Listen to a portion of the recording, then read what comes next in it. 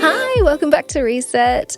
We did an episode a few weeks ago talking about the different seasons that you go through in your 20s and 30s. And I had the lovely psychologist Ally here with me for that.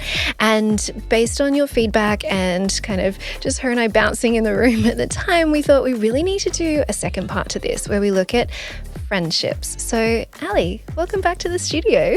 Thank you so much. I feel so lucky that I get to be here for a third time. Yeah. But I think this is a really important topic and one that I'm hearing so much about. So yeah, I'm really keen to debrief. Yeah, awesome. Well, I feel like it's something that no one warns us about in adulthood, that it can be really tricky to make friends. And when I was researching for this episode, the Australian Psychological Society actually has a stat that 1 in 4 people feel lonely. And I think loneliness can be one of those very confusing concepts where you can be surrounded by people but still feel lonely or isolated if you don't feel like you're actually connecting with them. And so I think that's really important to say from the start, because as we go through our 20s, 30s, and I'm sure all of life, we might go through these phases where you're like, actually, I do feel lonely, but I've got people around me. Are they just not the right people to fill my cup at this particular time? So tell me, I'm sure it is important, but why is it important that we have friends and community around us? For sure. I think speaking on the idea of loneliness, you're spot on in that it is something that's more and more common amongst young people especially, but the US Surgeon General has declared it an epidemic. So it's something that is really affecting our generation, the generation above us and the generation below us as well. So yeah, but then you're absolutely right. Like, why do we feel like we're so connected to other people in some ways and yet we feel incredibly isolated in others? That's a really good point. So I think that's a good time to touch on a Harvard study of adult development that looked at, it's one of the longest running studies that we've done, a really longitudinal one that looked at 700 participants and the factors that led to basically a happy, healthy life. So what things do we engage in? How do we live our lives that are strong predictors of long-term happiness? And they found that the strongest predictor of happiness in old age was quality friendships and connections with people. Exactly. It's having people around us and strong, good quality relationships that seem to matter the most. And it also has found that those who were lonely or didn't have those quality friendships had much worse health outcomes, much worse life satisfaction outcomes. So it affects us in physical and mental and psychological ways more than maybe we ever realized. From a dictionary definition or psychologist's definition, like, what makes a good friend? For sure. I love that question because I think it's a real felt sense for some people. You can feel when you're around someone that makes you feel good, and you can feel when you're around someone that makes you feel off or a little bit icky. But I think if we wanted to put some terms to it, generally I'd look at their reliability and their consistency. You know, is this person showing up over time, not just when things are good or when things are bad? How emotionally available they are and attuned they are to your needs and what you've got going on as well. So you feel safe opening up about how you're feeling and thinking, and you don't feel a sense of judgment coming from that too. Both people being mutually invested, so putting in effort, reciprocity. And that one's really important to reflect on, is it? Because sometimes we can feel like relationships are one-sided, but then sometimes we don't realize that we're also dropping the ball. So that's something to keep in mind as well, that I'll speak a little bit more to as we go as well. But then one that I find more and more, I think, especially as women and especially in our 20s and 30s, is that we're around people who are supportive of our growth and our change over time as well. So what we might find is that as we're moving through the different seasons, like we spoke to on the last episode, that we find that that creates tension between people and can rupture friendships too. So being mindful of, how are these people showing up for me? Are they celebrating my wins as I move and grow through life? life. So be very wary of those who diminish your accomplishments or try and sort of steer you away from maybe ambition or risk taking, because that could be speaking to something else. There's a concept that I really love that you might have heard of, which is beware of the fair weather friend. Have you heard of that? No, tell me. No. A fair weather friend, I guess, is someone who is great and is around and loves hanging out with you when everything is like peachy. When you're doing well and you're thriving and you're easy to be around, you know. So when you're happy, they're happy and you find they're connected. So fair weather, good weather. But then when something's wrong, they just seem to never be able to have capacity or they just disappear. There's also a concept that I've heard recently called the foul weather friend, which is the inverse. So that's basically someone who, you know, maybe you guys have bonded over mutually struggling with things or not having it figured out or things like that, and they're there for you in times of crisis. But then when things start taking a turn and going better for you, you find that they're just less available, less supportive, and usually that's speaking to how it feels for them that you're no longer in the trenches with them. So yeah, fair weather and foul weather friends are ones to watch out for. Oof. I'm trying to do a bit of self-awareness now. Like, am I ever playing that role in different people's lives? And that's interesting. I think it can be an entirely subconscious thing, which is why I kind of noted that it's usually something that they've got going on. Like if we are seeing someone thrive and then suddenly we're just like, oh, I don't really get much from this friendship anymore, then what were you kind of getting in the first place, right? Yeah. And it's not from a place of judgment. Bond. Exactly. Yeah, and that can be on a small or a big scale. So something to be mindful of in yourself and then something to watch out for in the people that you're close to. Yeah, so interesting. And we live in this time where we can have, you know, social media, hundreds or maybe thousands of connections online, and there's the dopamine hit of posting a picture, getting all these comments and likes and stuff. But it might actually be tricky to know who you can message or call if times do get tough. Are there any positives of social media on friendships, or is it all just this weird vanity world that's fake? Like, what are your thoughts on that? I think there are definitely pros. Like, I think if we think about the efficiency of information, it's pretty cool that we can have someone who's on the other side of the world and we can have fairly, you know, quick, up-to-date ideas and knowledge about what's going on for them and see pictures and get that imagery. I think that's really beautiful. I think another pro that you might experience too, but it's a really nice way to show people you're thinking of them, and we can do that really easily. We might see, you know, a poem or a meme or a TikTok or something like that, and it makes us think of someone. So it's this cool way that we can share that sense of like, I'm thinking of you in a way that doesn't feel too effortful, you know, or too difficult. So I think that's definitely a pro. I think there's maybe more in the context of friendships and loneliness and this topic that we're talking about. I do think there's a lot of detriments though to social media. Yeah. And it can be awkward too. Like, obviously I share things on the podcast and on social media and stuff like that. And when I catch up with friends, I'm really conscious of not just recounting the things that I've posted of my highlight reel, because it's really awkward if they then want to say like, yeah, I know. Or, okay, like it just feels fake. And then I'm almost prepping in my mind before I speak to good friends of like, what can I tell them that I haven't shared publicly? And it's a strange dance that we do. Totally. You took the words literally out of my mouth. I was thinking that as my first sort of point, is that it really removes the opportunity of like surprise and novelty. And as, you know, I'm so excited that you're having a bub. But, you know, when I first saw you after hearing the news, I already knew. Yeah. And so, you know, it wasn't that surprise of like, oh my gosh, I'm pregnant. Oh my gosh, Ash, that's so exciting. You don't get that real time reaction from the people around you either. So not only are we then kind of stumped of what to talk about, because it's like, oh, what'd you do on the weekend? I went to the beach. Oh yeah, I saw that. You went to Currumbin, right? Yeah. The weather was great. Yeah, it was. Like crickets, like, there's nowhere to go. So then the flip side of that is true, is that we don't get to see people's reactions to really big things in real time. So we kind of like, well, I know everything already, and we don't have to go that deep. Yeah.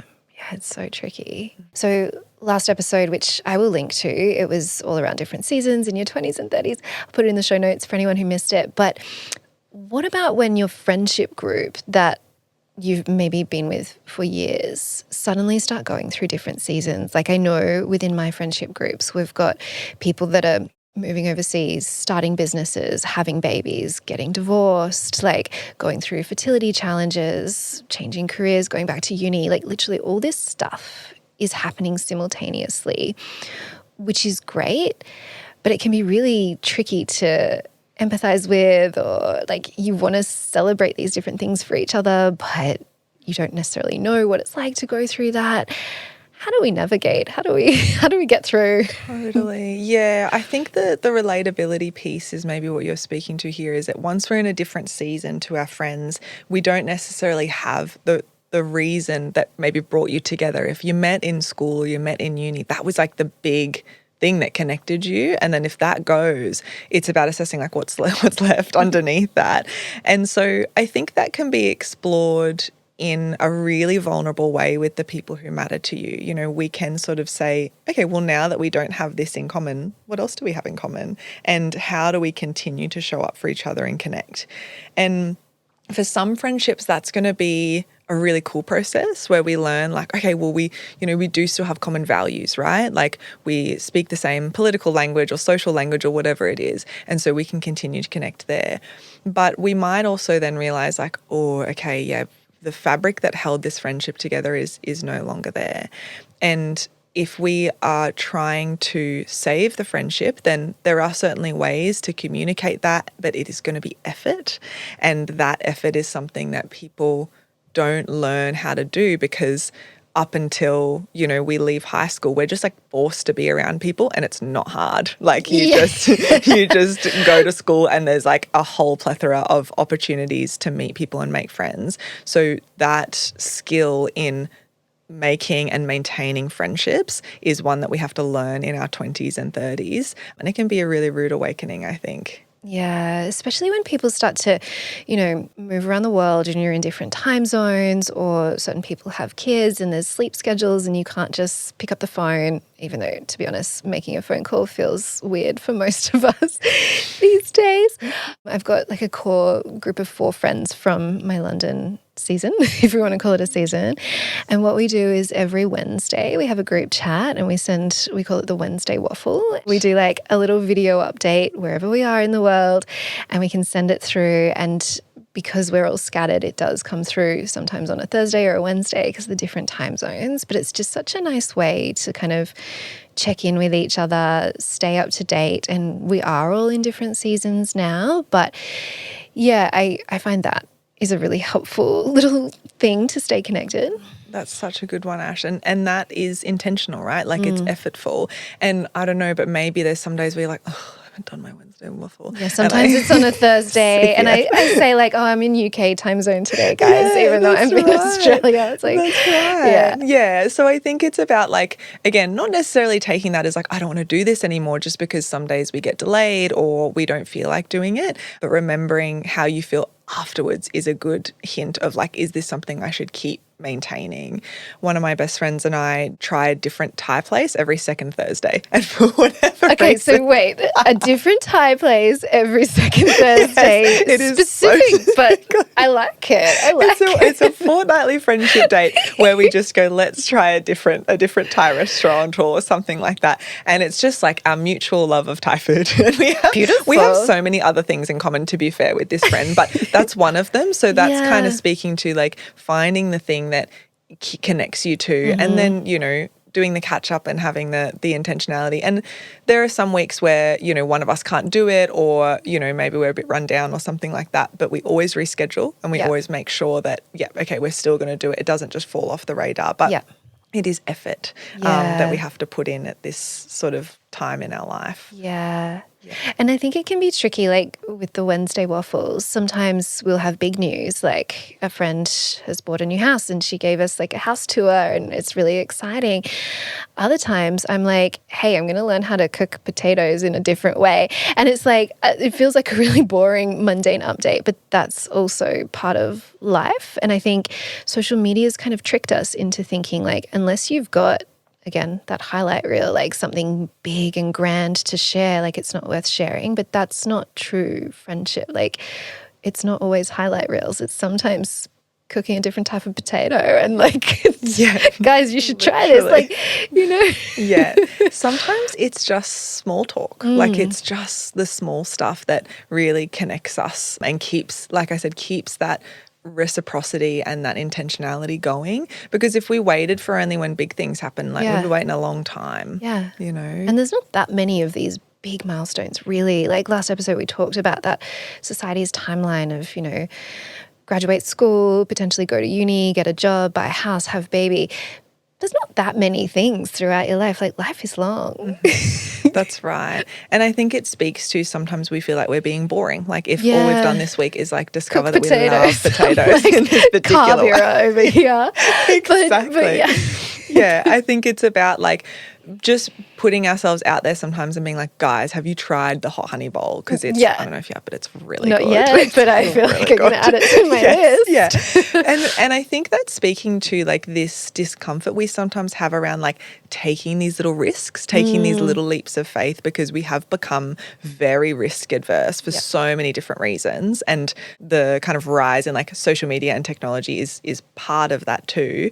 But because we don't have the confidence, we have so much anxiety around having those little moments where we're like, are they going to think I'm weird? Yeah. Like if I say like hot honey is my new obsession, and maybe they will, and cool, but odds are they'll be like, no, but I've been really wanting to try it. And so it's taking those little leaps of faith to keep those connections alive. And embracing like our inner weirdo. I think the more you get to know anyone, the weirder they become. Yeah. But how cool is that? Yeah. Because on the surface, we're all kind of trying to be a certain whatever. But like it's those little quirks and things that make us truly unique.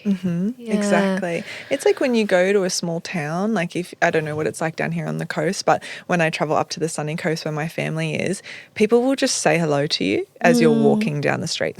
Like you pass someone on the beach and they're like, good morning. And if you're like a hardcore kind of like city kid or something, that's pretty foreign. But when you're from those areas, like those little leaps of faith, those little moments of just like being a bit weird or being, you know, a bit out there is the way that we connect to people. And we've really lost that for a few different reasons that I can speak to, but we've really lost those organic moments of connection that otherwise would breed, you know, maybe more friendships and more diverse community. Yeah, it's so true. We're kind of creatures of our environment. I grew up in a tiny town called Dungog, which is in the Hunter Valley, and population of a few thousand. So everyone in the street says hello to you. And then when I was 21, I moved to Sydney, and suddenly you develop this stay weird, stay alive mentality of like, you shouldn't say hello to everyone because there might be a crazy person that's going to follow you home. And so like our environment, I find, really shapes us as well. For sure. Yeah, I think that's a good point. Like being afraid of, you know, looking strange, but then, you know, being in danger, I think plays a role as well. Like we do have to be vigilant. We do have to be mindful of like, you know, not smiling at the wrong person or whatever it is. But I think that can be inflated to a sense of now we're so restricted and our comfort zone is so small that we're then missing a lot of opportunities to connect with people who could otherwise be very safe and lovely. When we're younger, or maybe this is just like my personal opinion, but it kind of felt like we were taught that a good friendship was a forever friendship and that's just how it should be. But is it okay to outgrow certain friends in different seasons? I feel like we change so much throughout life. It's only a matter of a time, similar to a relationship, right? Like with a romantic partner, it doesn't necessarily last forever.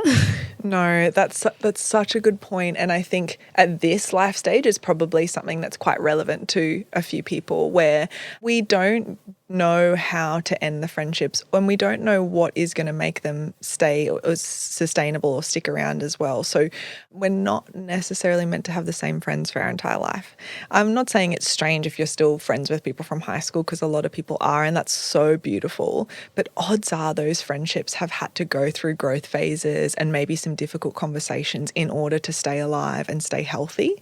And so if you're not growing through the friendships you have, or even experiencing long-term friendships ending as well, then that might speak to the fact that we're not allowing those friendships to evolve and we're expecting them to stay the same as they once were. So that's a really tricky spot we can get ourselves into, and it can also project a lot of expectations onto others that just because we've been friends for a long time means that we're meant to stay friends. And owning our own part in friendships and in those conversations is really important. So I can definitely talk to, I guess, ways that we can open up our communication in friendships to hopefully make them more sustainable, or to address the fact that maybe it's not a friendship that's serving us anymore and it might need to end too.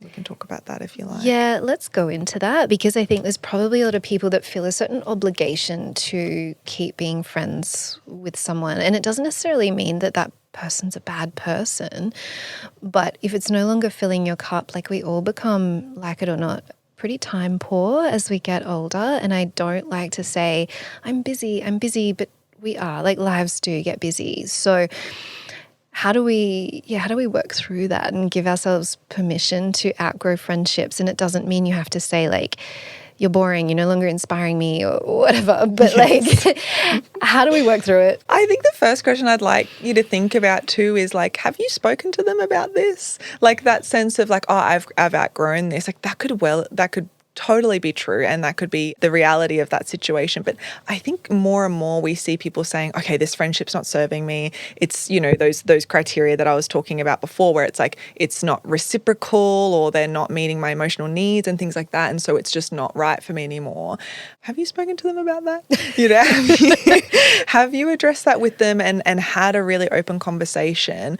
Or have you been maybe changing your behavior, setting these invisible hurdles that you're hoping that they see and jump over, and when they don't, you go, see, this isn't serving me anymore? I think that's an important question to ask ourselves when we've been in romantic relationships as well as friendships is, you know, this thing that I've identified that isn't working for me, whether that's that our season has pulled us apart or whether that some of those needs aren't being met anymore. It is your responsibility to communicate that to the other person. It's very manipulative, whether that's intentional or not, but it's very manipulative to pull away or to change your behavior in the hopes that they're going to notice and they're then going to start meeting those needs, because you're setting this invisible hurdle that they can't see. And when they crash through it, you go, see, like I told you. You're not kind of the friend that I need. So it's on you to communicate if something is not going well or if you need more from the friendship, which is scary. I bet. Doing. Yeah, Yes. uncomfortable. Yeah. Mm-hmm. So I think that's the first step in understanding, like, is this friendship serving me anymore? Is seeing, you know, is there a fighting chance here? And then from there, you know, whichever way that conversation goes, it might go very poorly. They might get defensive, or it might lend an opportunity for them to improve or for the relationship to strengthen. You might also get some feedback then as well about like, well, okay, actually you haven't been showing up for me too. And it's like, okay. But then after that conversation, if you're like, okay, yes, still things are not flowing and this friendship just has had its time, then you're going to find it's a lot easier to accept that the friendship is over once we've really laid that out in the open. I think the trap that people get caught into sometimes it's in their control and sometimes it's not, is when it just disappears out of nowhere. Whether that's their choice, where they go, I'm just going to keep my distance. It can be hard to mourn something we don't get closure over.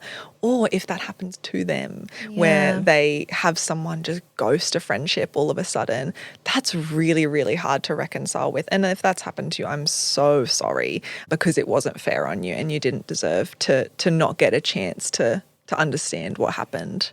And those expectations are so interesting. And I think that, you know, you might have been friends at school and you saw each other every day and that was just a given. But then, you know, you might live in different cities or something. And so you can't have that daily contact anymore necessarily. And so just reassessing and redefining what that friendship looks like for yourself as well as the other person just can avoid that disappointment. Mm-hmm. Exactly. And I think on that too, like when things are moving and changing about and, you know, the seasons have changed for the two of you in different directions. What we were saying before about the fair weather versus the foul weather friend, like maybe you're being one of them too. And that's okay. We don't have to pile on ourselves and get angry at ourselves like, oh, I've been this terrible friend. But it's an opportunity to go like, is this distance I'm feeling where I feel like I've outgrown them or it's not serving me, is this about them or is this maybe something I'm actually struggling with and I'm struggling to expose myself to the feeling I get around this person about the fact that they're in a different season, one that I'm not in, that I'd maybe like to be in. So being really gentle with those self-reflective conversations as well with yourself. Yeah, yeah. Are we ever too old to make new friends? Oh my gosh, no. I love that question. I remember when I used to work for a youth mental health not-for-profit called Batia, I had this friend at work and she would have been in her like 40s, late 40s at the time, and I was like very early, fresh 20s. And she was like one of my work besties. Yeah. I loved that. So I think she would just embrace people of all stages and all ages in their lives and had this brilliant way about it. So I don't think age comes into it whatsoever.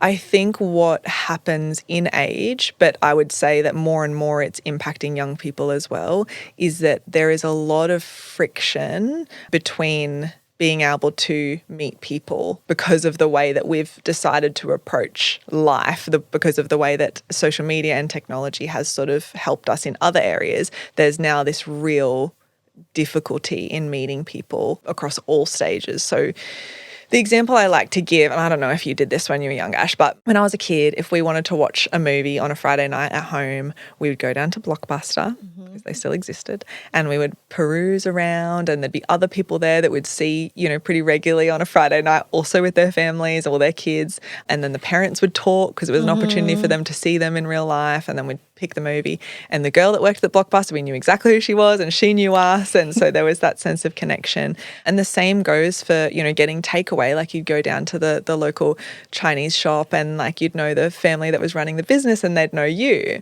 And if we kind of zoom to like a typical Friday night for me now is that, open the Guzman app, order online, while we're scrolling through Netflix, I send my partner to go get the order. He goes to a window where the person doesn't speak to them. They just hand him the bag and then he comes home and then we watch a show on Netflix.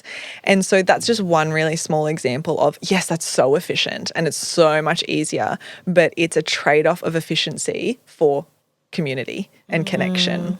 And so just because something is easier doesn't mean that the friction that once existed, the difficulty that once existed to like going and getting the movie is just only a positive. So I think that's something that, maybe older people would struggle with more historically because they would have less opportunities organically to kind of go out as they lose their independence.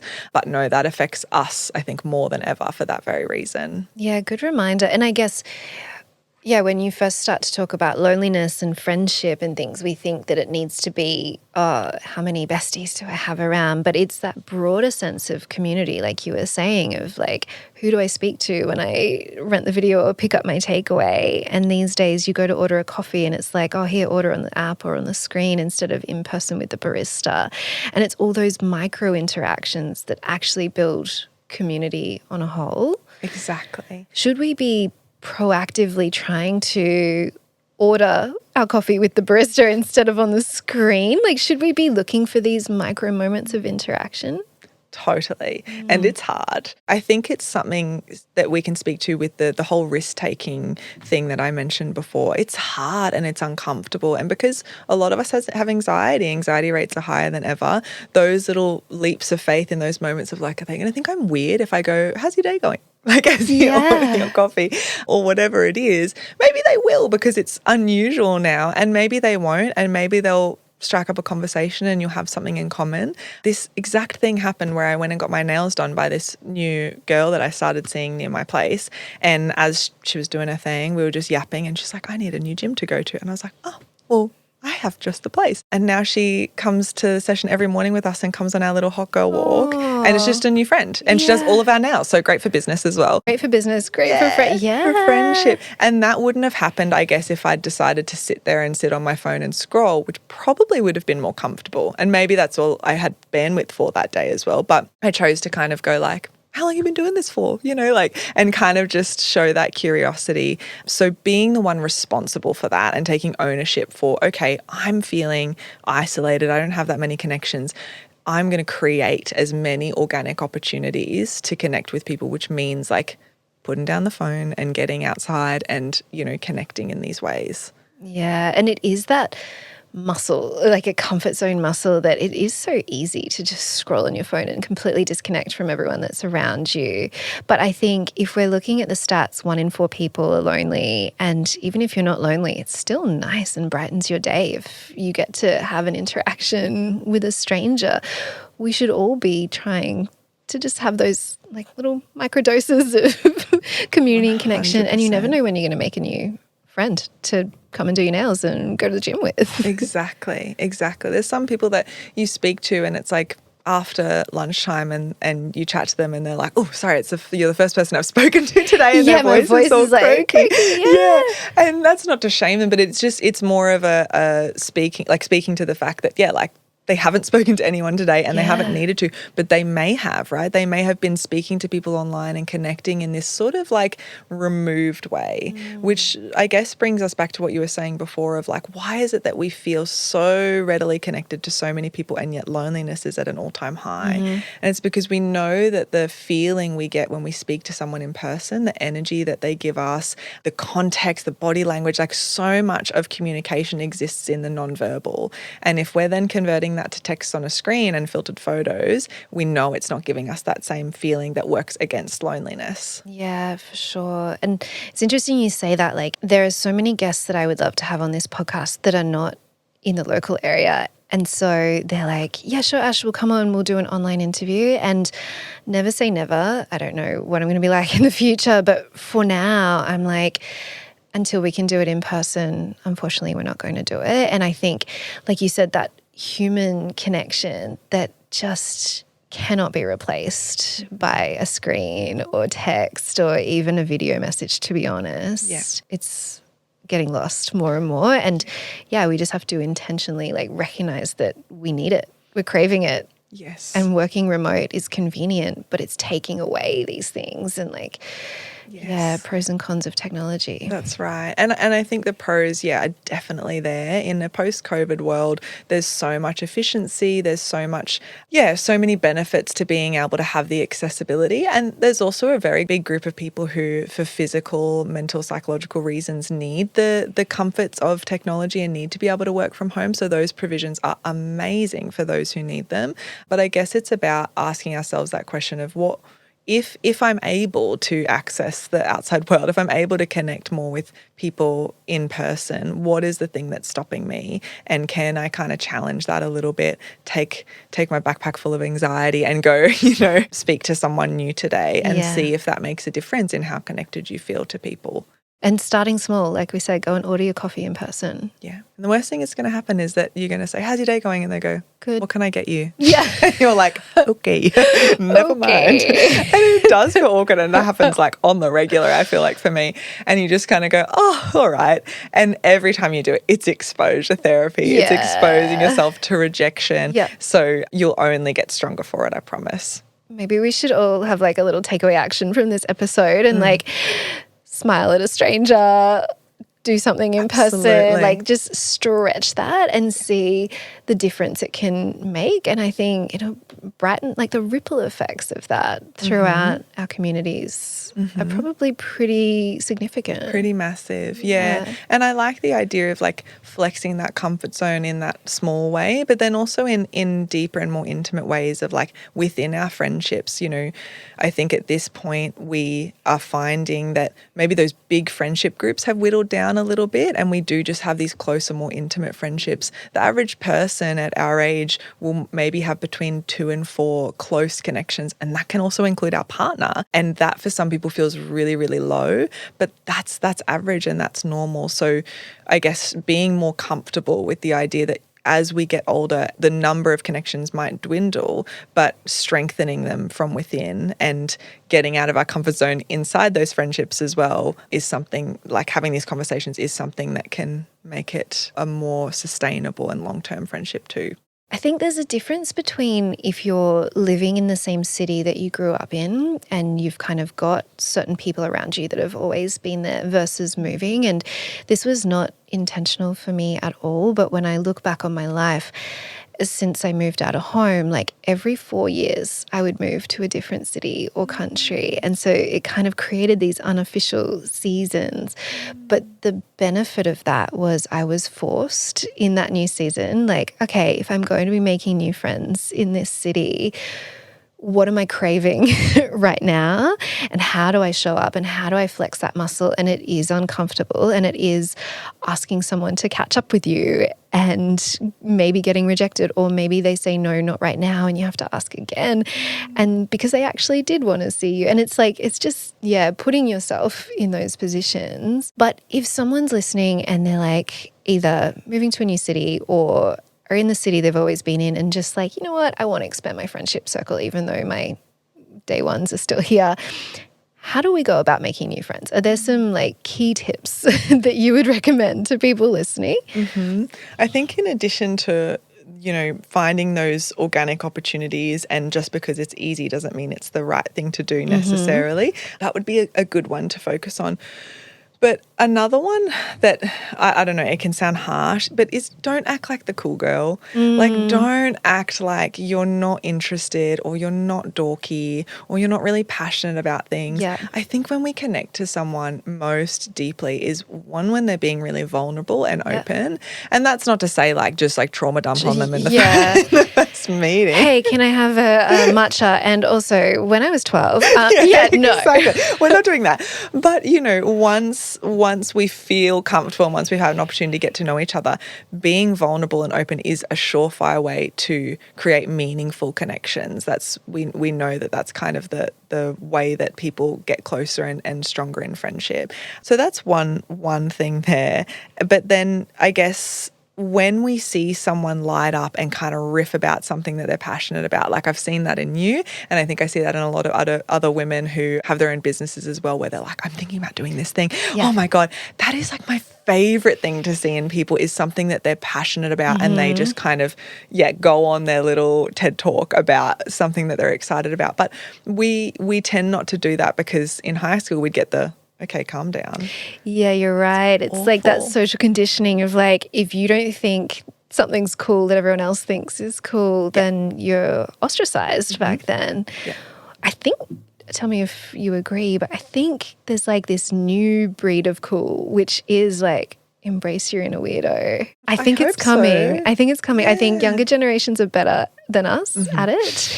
And I'm sure there's some like survival instinct of like, don't want to get kicked out of the tribe vibes where but I think you're right. It's that secret sauce of just lean in. For sure. And you never know who else might think it's interesting, or at least the energy that you bring to it is interesting. Yeah. Exactly. Because I think otherwise we end up trying to be this malleable chameleon, to everyone we meet.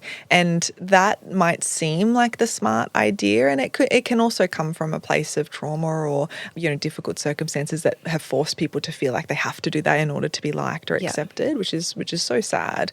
But yeah, if we go into a friendship feeling like that or acting like that rather, that's so boring on the receiving end. Totally. Which is so awful to say, but it is when you're like, you just got to give me something. Give me any kind of sense of personality, because I don't want you to pretend to be interested in things that you're not, or I don't want you to dull your light because you think I'm going to reject you. So for anyone who's feeling like maybe they're the chameleon, they're the one that's just adapting to the people they're around, play a little game, have a little bit of an experiment where you embrace a part of you and see what it does to the connection between you and the other person.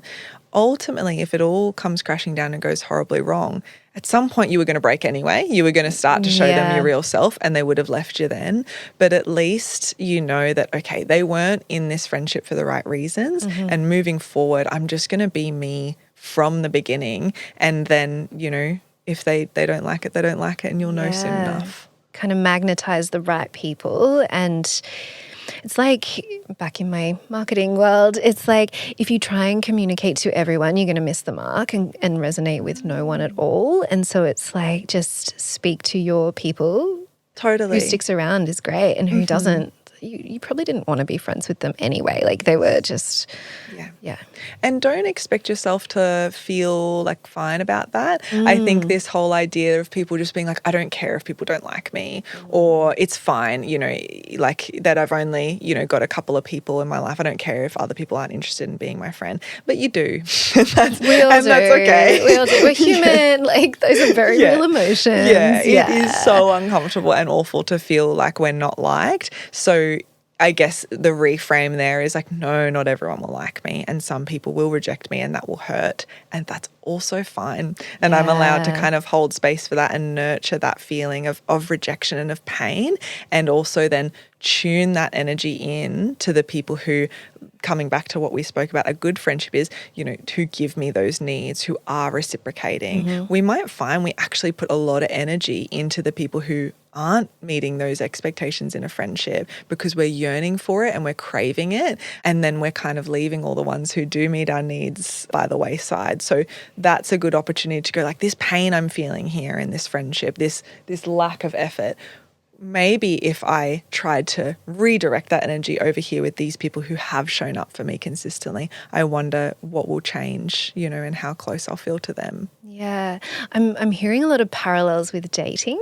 Like in what we're talking about here, right? And it's like, am I going to love bomb this friend because I just like am craving their attention and their reciprocation, but it's going to probably have the opposite effect, what we want. And then just like in dating, not everyone's your person, and that's okay. That's actually very normal. But in friendships, maybe our vision is skewed a little bit of like, well, I want everyone to want to be my friend, and it's just not realistic. No. And I think the other point there that you kind of touched on is like having these expectations of people that they are going to be everything to us all at once. That's the case for relationships in a big way, like romantic relationships. But friendships, like it's okay if a friend is only there, one, for like a particular time in your life. So like there's that quote that's like friends for a reason, friends for a season, and friends for a lifetime, I think. I probably got that wrong. But I think that's a really good indicator of, you know, accepting the friendship for what it was. You guys have something that connects you two together, but they might not meet your needs in other ways. Like they might not be the friend that's like down for anything and, you know, wants to just like fly to Bali on a moment's notice, but they're the friend that comes every second Tuesday to get Thai with you. And that's I hope that friend's really listening. beautiful. I hope she is too. Shout out to Bridget. You know, because that consistency and reliability is so beautiful. And another friend might meet the needs of something else, you know, that you're craving too. So you get different things from different people. You can't expect it all from one person. That's a good reminder. And I'm just like, I'm sure everyone listening has different people running through their minds right now, but I've got some friends that I catch up with and like we thrive off talking business and growth. And then other friends are like, teach me how to be a mom, please. Like completely different personality types. And such a good reminder that one person is not going to be for us for everything. And we're not going to be someone's everything either. Totally. And you can't try to be. No. You know, that's really exhausting if you feel like, okay, gosh, I've got to like run around, I've got to do this thing because they really want me to do it and I've got to show up over here. Because I think what we find, especially at this age, as we start losing energy for that sort of thing, is that if you are doing things based on what other people are expecting of you or what you think they're expecting of you, whether that's real or perceived, they will always be disappointed no matter how hard you try. You will always drop the ball if that's the reason you're doing something. And that hurts so much. Whereas if we show up authentically as ourselves and like you said, from the start, really show them like, this is the kind of person that I am. This is the friend that I am. This is the person that I want to be with you. And we still need to be open to feedback and communication like we spoke about. But you're not going to be burning the candle at both ends and then ultimately letting people down because you can't keep it up forever. Yeah. When we talk about stretching that kind of community and friendship comfort zone and leaning into the things that inspire us in this current chapter, do you think it's important, like if we really wanted to try, I think there's a lot of different activities and groups and stuff happening at all times.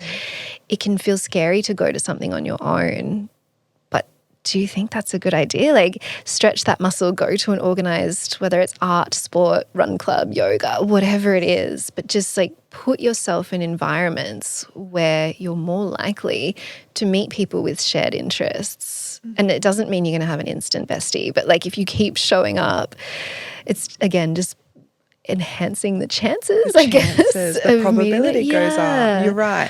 And I think you named like all of the ones that were on my mind as well. There are organised groups with the intention of making friends because young people, the generation below us, are amazing and they're so proactive and they have really lent into trying to deliberately make friends. So there are like walks and run clubs that are designed to bring people together who feel lonely. But one that always surprises me, and you might have seen as well, is that if you're a part of any community Facebook groups, so every now and then someone will post in one of these groups and they'll say, hey, I'm new to the area, I'm like a single mom or something like that, looking to make some friends.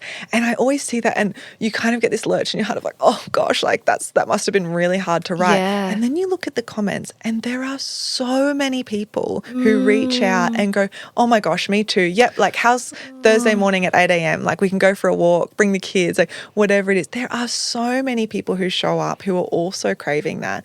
But it's almost like one person needs to take the leap and then all of these people follow and becomes acceptable. Yeah. So I think in those sorts of ways too, like that's a good example of like putting yourself out there and like literally it's just right there and everyone can see it. It's so vulnerable, but it pays off. Yeah, like what you were saying before, like don't try and be the cool girl. Exactly. Yeah. Say, I'm struggling to make friends. I'm struggling to make friends. I think there's a real stigma about loneliness and admitting to yourself that you might be feeling lonely or admitting to the world. And even if we don't like using the word loneliness because, again, that whole tribal mentality, you don't want to feel like you're on the outer, but just owning it and just showing up or like, do you want to go for that beach walk? Do you want to get a coffee after class? And if someone says no, they say no, but they might say yes. Yeah. Exactly. And then that time might be just a very chill beach walk where you talk about nothing and you talk about the day, or it might be like, man, I had a really, really tough day. Me and my friends go for a walk each morning along the river in Newstead, and it is such a fun yap. Sometimes we're just laughing and like crying about the funniest things. And then other days it's a real debrief of like how difficult things are. And I just love that no matter what, we can kind of show up. But that has taken a lot of vulnerability on everyone's behalf to do that little leap of faith and go like, oh, can I talk to you guys about something I'm kind of struggling with? And then learning over time again and again that it's safe to do so. So that's brave and difficult, but it's very worth it. I think that's a really good reminder too that, again, dating, friendships, it's all relationships with other humans, right? It takes time. And on your first catch up or your first interaction, you're probably not going to be as close as you were with your best friend that you'd known for 5 years and like gone through all these shared experiences with. And so keep showing up. 100%. Yeah. That consistency and effort, like that we were privileged to kind of get in high school in some ways of like the time just passed because you all had to be there. And so that closeness came really organically, but then we expect that same closeness from the person we've just met in our first lecture or in our new job or whatever it is. So yeah, I think that's a really good point of being patient and gentle. And then ultimately sometimes it just isn't working and it's not you're not kind of vibing with that person. And that's a really good learning. It doesn't have to just be a loss. So we can reframe that into like, what did I learn from this and what I don't want in a friendship? And again, that communication and that reframe can help us accept when a friendship is over, whether that's a short or a long-term one. Yeah, I like that. It's just data. Exactly. It's just information. That's right. Yeah. And a redirect to something that's going to feel better. Exactly. Yeah, I love that. What haven't we spoken about today that you think more people should know? Something that I think people underestimate the power of are these small moments of opportunities to connect with other people. And it might not feel like it's a big deal or it's particularly meaningful, but when we're talking about the world of social media and the efficiency of communication, like sending a text that says thinking of you can still really land. It can still really be impactful, but you can even take those things one step further of like send it as a voice memo. I know it is so cringe to listen to your own voice sometimes, Hey, as someone who has a podcast and has to listen to multiple edited, but like you get used to it. But yeah, it's tough. It's tough. But again, this is like embracing the inner weirdo thing. Like they listen to your voice all the time. They don't think it's weird. So sending that voice memo where you're going on a little bit of a ramble, I love the rise of that. I think that's something that a lot of us women are like really embracing and just kind of just waffling. But then at the same time, sometimes it's those organic, like thinking of you, what are you up to? And then sometimes we also have to set those intentional reminders and check-ins. So you can put this in your calendar. You can put this as a goal, on your to-do list every day of like check in with a friend, make an effort, plan something with someone. If you're constantly making it something that you're in charge of in your own life, it will benefit you. It will come to fruition. Maybe it's not instant, but the seeds will kind of be planted and then they'll grow over time. But if you're sitting back and you're waiting for everyone to prove their friendship to you and prove how important they are to you by testing them in these kind of tricky ways, it's not going to go well and you're going to end up isolating yourself pretty quickly. Yeah, we have to put in effort. Yeah, we really do. I think women are fairly good at it, but I think we have all of these barriers. I think men don't typically continue to nurture those friendships and put that effort in because the vulnerability piece is really difficult. We tend to find that easier, even though it is still hard for us. So yeah, I think there's lots of big and small opportunities. Something else I wanted to speak to as well, just really quickly, is that I recently saw, I could not tell you where it was spoken about, but there was sort of this wariness around like beware of the catch-up friends. Did you see this at all? Yes, I did. Yeah, and my understanding of it was that people were sort of warning, that these kind of superficial catch-ups that happen every now and then maybe aren't actually meaningful or deep friendships, and that we need to be aware of that superficiality. And I really took problem with that, I think, because I find that there's just always a way to criticize women for the things that they're doing. And this is already something we find difficult to connect with other people. So if all the bandwidth and all the opportunity you have is that every quarter you catch up with someone and you just do a download of each other's lives, how is there something wrong with that? Maybe that isn't as deep and meaningful as the morning walks you go on every single morning with your girlfriends and you get to talk about the ins and outs and every high and low. Like, that's wonderful. But then some friendships, all we have capacity for is embracing the quarterly catch up where we download, how have things been? What's been going on? How's the pregnancy going? And then see you like next quarter. And that's okay. That's fine. That's the reason that person's in your life. And if we're forcing it to be more and criticizing ourselves that it's not more, then we're never going to win. Yeah, I remember watching that too, and it did make me sort of think. One positive I took from that, though, was a reminder of like, it doesn't always have to be a coffee catch-up. Like, you can plan an activity catch-up or something and create new memories with that friend rather than just always rehashing the past. So yeah, I think it just like reminder to add some spice to our life. Yeah. Don't take something like that just at face value. That's like, you're not allowed to just do the catch-up. But if you are only doing the catch-up and you're finding that's getting a bit stale or something like that, then sure, like, use it as an opportunity to embrace something novel and new. And we find that in romantic relationships and friendships as well, the things that tends to keep sparks alive between people is doing new things together. So I love that as an idea for long-term friendships. Yeah. Something that I have found benefited me when moving around, and I've continued to then pay it forward, is when I first moved, a friend connected me with one of their friends and said, oh, you're in this new city. I've got this person I think you'd like. You should catch up for coffee. And that has now happened multiple times throughout life. And I've created some wonderful friends that way. And so then now when I know a friend is moving to a new city and they're, looking for friends and stuff, I will set up these friendship dates around the world for people. And so I think, I just remembering that everyone is always on the lookout for new friends. And if you can gift that to others, like I said, was on the receiving end and really benefited. And so it's something that I now try and do for others. If anyone's listening, like, try and set people up on friendship dates, knowing that like we're all craving that. Well, a beautiful idea. I think that's so nice to have benefited from it and now kind of passing that on to other people. Maybe you could even take it one step further of like, you could ask your friends like, hey, the friends that you do you have anyone else that you think like I would kind of get along with, that you kind of set me up with in a friendship sense? Because it might not be at the front of people's minds necessarily, but if you're listening to this and you think like, gosh, I love that my friend has these really cool friends, and you see them hanging out with people that you feel like you might get along with, ask them like, hey, could we do like a big catch up? I'd love to connect with these friends that you hang out with. They really seem like my people. Yeah. Something I'm really like taking away from this chat is how important it is to be proactive in our life about the things we want. Yeah. And friendship is one of them.